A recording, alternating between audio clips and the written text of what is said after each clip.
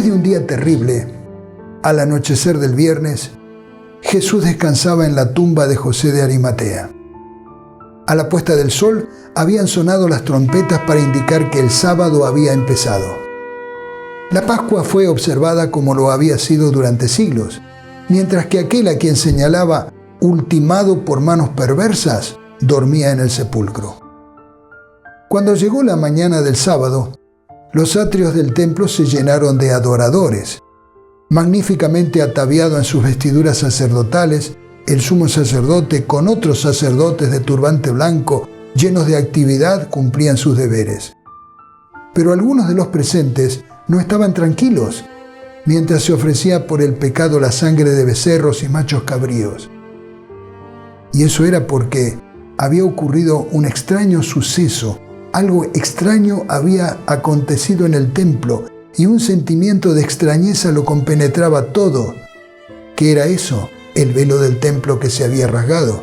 Hasta entonces, el lugar santísimo había sido guardado de los intrusos, pero ahora estaba abierto a todos los ojos. El pesado velo de tapicería hecho de lino puro y hermosamente adornado de oro, escarlata y púrpura estaba rasgado de arriba abajo. Sí, los sacerdotes ministraban ante el altar, pero con lóbregos presentimientos. Para muchos, ese fue un sábado triste y sin esperanza. La gente traía sus enfermos y dolientes a los atrios del templo preguntando: ¿dónde está Jesús de Nazaret?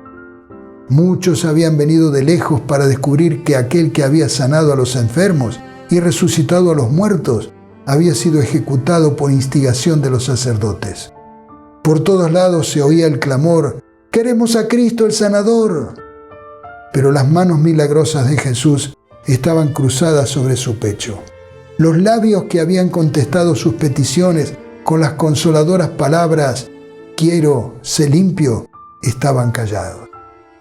Cuando la gente supo que Jesús había sido ejecutado por los sacerdotes, les preguntó por las razones de su muerte. Mientras ellos procuraban fraguar alguna mentira en respuesta, parecieron enloquecer. No podían explicar las profecías que señalaban los sufrimientos y la muerte de Cristo. Y muchos de los indagadores se convencieron de que las Escrituras se habían cumplido. La venganza que los sacerdotes habían pensado que sería tan dulce era ya amargura para ellos. Sabían que el pueblo los censuraba severamente y que los mismos en quienes habían influido contra Jesús estaban ahora horrorizados por su vergonzosa obra. Algunos de los sacerdotes habían estado al lado de la tumba de Lázaro y habían visto al muerto resucitar.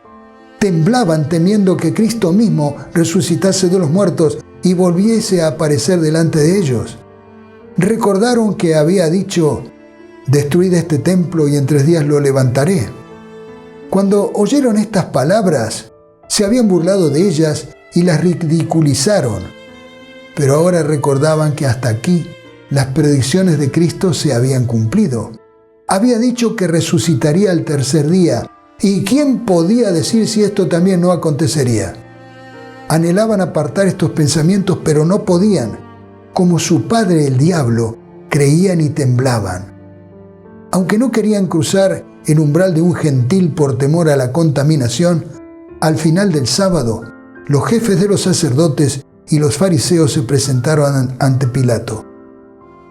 «Señor», le dijeron, «nosotros recordamos que mientras ese engañador aún vivía, dijo: a los 3 días resucitaré.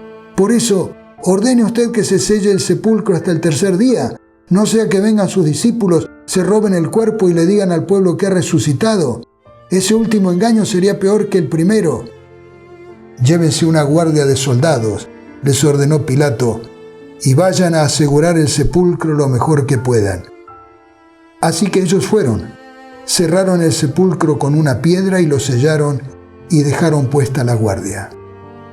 Esa guardia contaba con nada menos que 100 soldados. Nadie podría ni entrar ni salir de esa tumba. Nadie. ¿Nadie? Los espero en el próximo incidente, en la última etapa de esta serie maravillosa en los pasos de Jesús.